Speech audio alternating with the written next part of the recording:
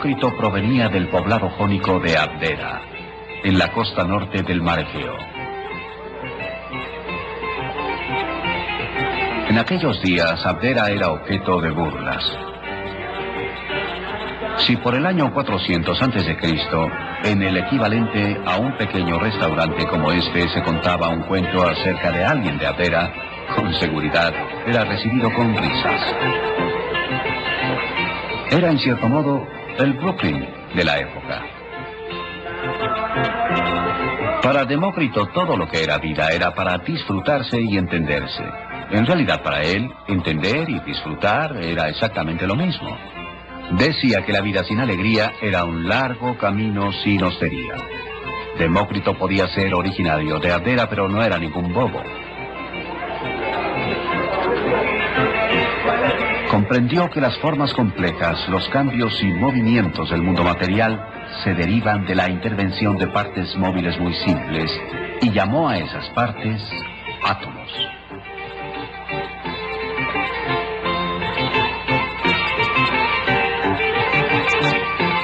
Todos los objetos materiales son colecciones de átomos intrincadamente ensamblados. Nosotros también. Cuando corto esta manzana, el cuchillo debe estar pasando entre los espacios vacíos de los átomos. Demócrito alegaba. Si no existieran tales espacios vacíos, entonces el cuchillo encontraría algún átomo impenetrable y la manzana no podría cortarse. Comparemos el corte transversal de estos dos trozos. ¿Son exactamente iguales las áreas expuestas? No, decía Demócrito. La curvatura de la manzana obliga a esta rebanada a ser ligeramente más corta que el resto de la manzana.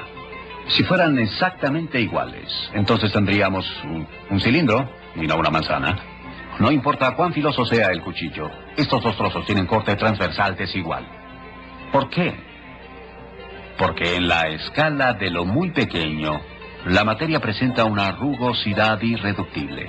Y esta fina escala de rugosidad, Demócrito la identificó como el mundo de los átomos.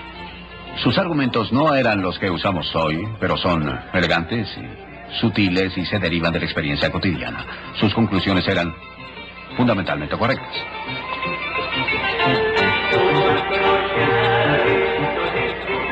Demócrito pensaba que nada ocurre al azar, que todo tiene una causa material. Él decía, prefiero entender una causa que ser el monarca de Persia. Creía que la pobreza en una democracia era mejor que la riqueza en una tiranía. Pensaba que las religiones predominantes en su época eran nefastas y que no existían ni almas ni dioses inmortales. No existe evidencia de que Demócrito fuera perseguido por sus creencias, pero al fin y al cabo, era de Abdera. Sin embargo, la breve tradición de tolerancia ante las ideas no convencionales empezó a erosionarse en su época. Por ejemplo, la creencia que predominaba era que la luna y el sol eran dioses. Otro contemporáneo de Demócrito, llamado Anaxágoras, enseñaba que la luna era un lugar hecho de materia ordinaria y que el sol era una piedra al rojo vivo, muy lejana en el cielo. Debido a esto, Anaxágoras fue condenado, convicto y enviado a prisión. Delito impiedad, un crimen religioso. Así comenzó la persecución de individuos por sus ideas. La efigie de Demócrito ahora aparece en el billete griego de 100 dracmas. Pero sus ideas fueron suprimidas, su influencia en la historia minimizada. Comenzaban a ganar los místicos.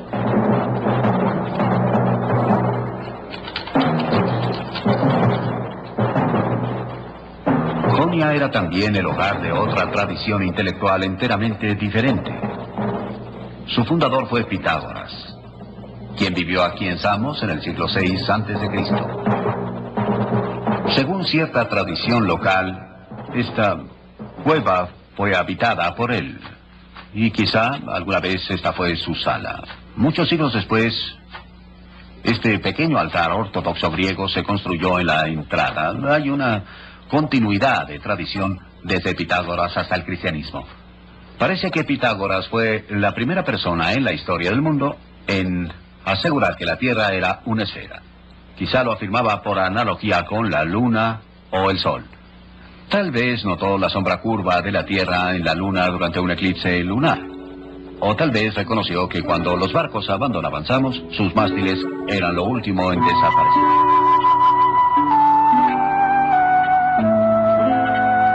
Pitágoras sostenía que una armonía matemática era la base de toda la naturaleza. La tradición moderna del argumento matemático, esencial en toda la ciencia, se debe en gran parte a él. Y la idea de que los cuerpos celestes se mueven al ritmo de cierta música de las esferas también se derivó de Pitágoras.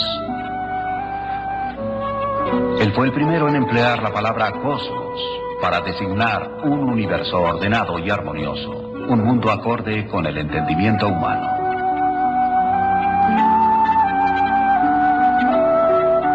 Por este gran aporte estamos en deuda con Pitágoras.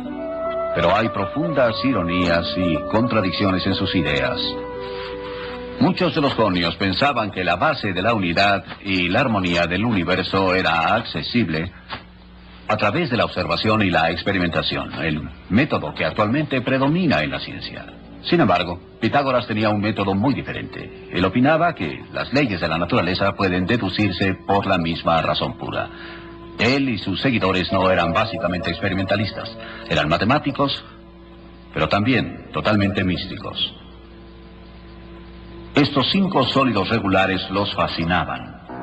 Cuerpos cuyas caras eran poligonales, triángulos, cuadrados o pentágonos.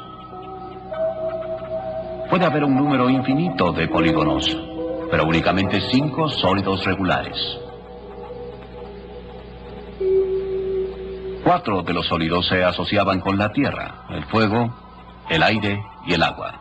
El cubo, por ejemplo, representaba a la tierra. Estos 4 elementos componían la materia terrestre, según opinaban. Así que el 5º sólido lo asociaban místicamente con el cosmos.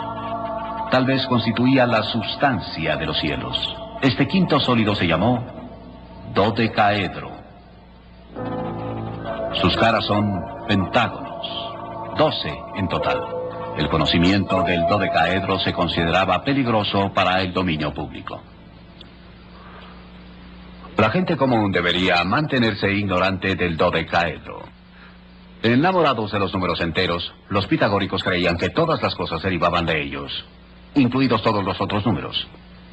Así se suscitó una crisis de doctrina cuando descubrieron que la raíz cuadrada de 2 era irracional. Es decir, que la raíz cuadrada de 2 no podía ser representada como la razón de 2 números enteros, por grandes que fueran. Irracional originalmente significaba solo eso, que no se podía representar un número como una razón. Pero para los pitagóricos llegó a representar algo más amenazador. Una indicación de que su teoría del mundo no tendría sentido. El otro significado de irracional. En vez de querer que todos compartieran y conocieran sus descubrimientos, los pitagóricos ocultaron la raíz cuadrada de 2 y del dodecaedro. El mundo exterior no debía saberlo.